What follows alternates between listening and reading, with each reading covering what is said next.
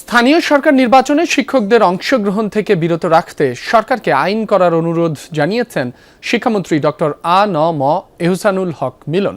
রাজধানীতে এক অনুষ্ঠানে তিনি বলেছেন, কোনো শিক্ষক ভোটে দাঁড়াতে চাইলে যেন চাকরি ছেড়ে দিয়ে প্রার্থী হন।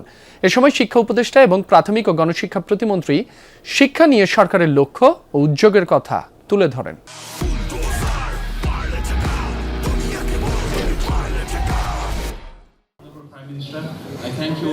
রাজধানীর একটি হোটেলে অনুষ্ঠিত হলো ইউনেস্কোর বাংলাদেশে জিপিই এর শিক্ষা ব্যবস্থা রূপান্তর অনুদান ও অতিরিক্ত সহ অর্থায়ন অনুদান অনুষ্ঠান।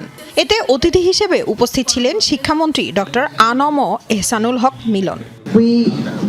To encourage people to be joining the teaching profession, to be retained in the teaching profession, and to have the best possible outcome in terms of learning for their students.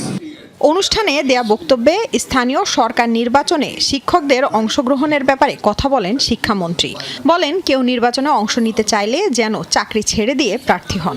যে শিক্ষকরা শিক্ষকতা পেশায় থাকবে এবং নির্বাচন করলে তারা রাজনীতি পেশায় যাবে, কিন্তু দুইটি সাইমultaneously চালালে এই শিক্ষার মান উন্নয়নে ক্ষতিগ্রস্ত হয়।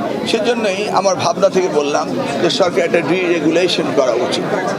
শিক্ষা উপদেষ্টা মাহাদি আমিন জোর দেন শিক্ষা ও শিক্ষকদের মান উন্নয়নের উপর। বলেন, আনন্দের সাথে শিক্ষা প্রক্রিয়া নিশ্চিত করবে সরকার। যেভাবে মাননীয় প্রধানমন্ত্রী সবসময় চেয়েছেন, যার মৌলিক ভিত্তি হবে শিক্ষা ব্যবস্থা প্রয়োজনীয় সংস্কার, একটা আধুনিক যুগোপযোগী শিক্ষা ব্যবস্থা, যেখানে আমাদের শিক্ষার্থীদেরকে আমরা দেশপ্রেমিক, সুনাগরিক, যোগ্য এবং দক্ষ হিসেবে গড়ে তুলতে পারবো, এবং যেখানে তাদেরকে ধাবিত করবে, তাদেরকে তৈরি করবে আগামীর সুশিক্ষিত এবং মেধাবী শিক্ষকেরা।